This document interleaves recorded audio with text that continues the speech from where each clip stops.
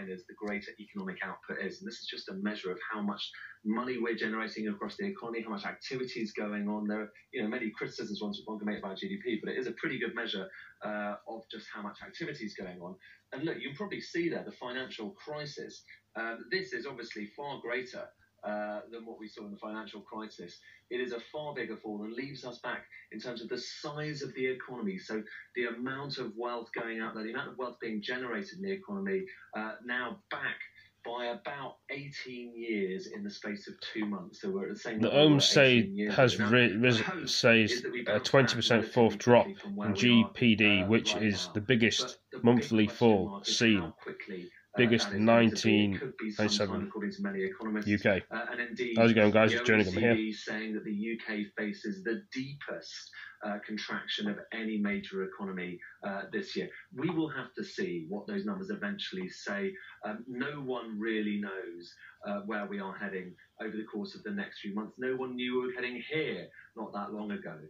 So it will, there is still a lot of uncertainty in the air about where the economy heads from here. But for the time being, well, we've never seen anything like this before, and hopefully we'll never see it again, but we're still going to be living out the consequences for quite some time. Yes, indeed. Okay, Ed, thank you. Well, also on coronavirus, a little earlier this morning, the former Chief Scientific Advisor, Sir David King, told me that we'd gone into lockdown. If we had gone into lockdown a week earlier, we'd be having a quarter of the number of deaths that we're suffering now. Sir David also warned against easing restrictions too quickly. Until we have a fully functional system, no aspect of lockdown should be lifted, because quite simply, it means that we will have more cases emerging. The so-called R factor will go above 1 in many parts of the country. But we are risking that. And quite frankly, it means it takes us much longer to come out of the epidemic and therefore longer to get the economy up and functioning. It's not only the number of deaths. Everything points in the same direction. We need a much, much clearer system, and the whole country needs to know honestly what is happening in setting this system up. Now, the government's understood to be drawing up plans to jail violent protesters within 24 hours. The move to fast-track cases comes amidst widespread Black Lives Matter demonstrations with multiple marches. Black lives again? What about white lives? Well, let's speak to Ali Fortescue, who joins us this morning from Westminster. And Ali, as we've been speaking this morning, a number of boards going up outside a number of central monuments in London. Yes, that's right. Boards going up around the Cenotaph and around the Winston Churchill statue on Parliament Square to avoid any vandalism. And I think the Tories have been... UK government understood the drawing up to plans to fast-track count cases released to protesters. On Monday, Boris Johnson said anyone attacking public property or police will face the full force of the law. He says people need to use a democratic process if they want to remove a statue. And now we understand, as you say, that the government are drawing up plans to fast-track cases of vandalism and violence. What that means is... removing the statues, may be extended. It also means that people could be jailed within 24 hours. As I say, this is all part of the Conservatives wanting to be seen, I think, to be tough on law and order, and wanting to avoid a repeat of some of the scenes we saw last weekend. Of course, last weekend's protest. COVID-19 deaths could have been avoided if the lockdown was imposed earlier. In Bristol, which is really Bristol statues. Studied Paul Johnson had described 20% fall drop in GPD April as extremely bad.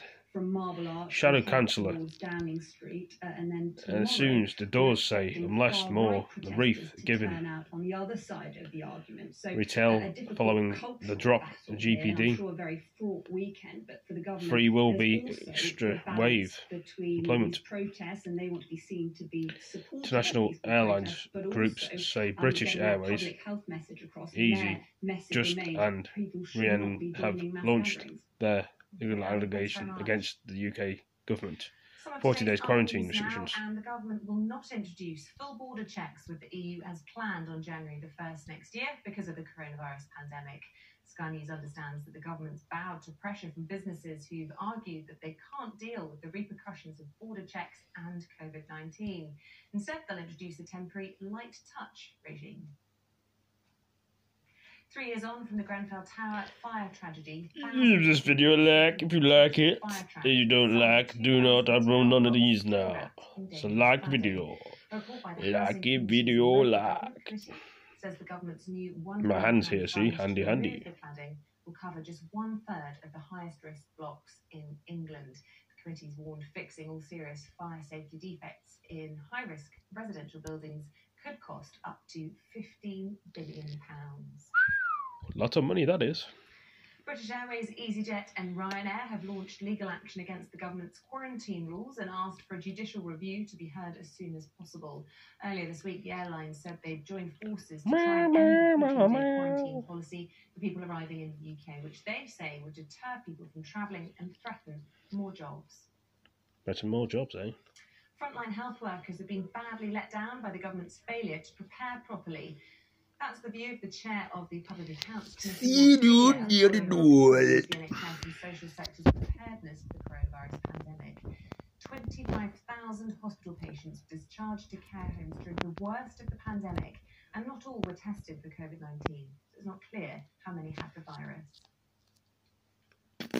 Sony has given a first look at its new PlayStation 5 console. The newest version is planned for release at the end of the year and promises shorter loading time and better graphics. Sony also announced a host of games for the console, including the sequel to the hit Marvel's Spider-Man and the latest Gran Turismo racing game. Well, still to come here on Breakfast, how the small bars and restaurants yes, indeed. Proposed to implement social distancing.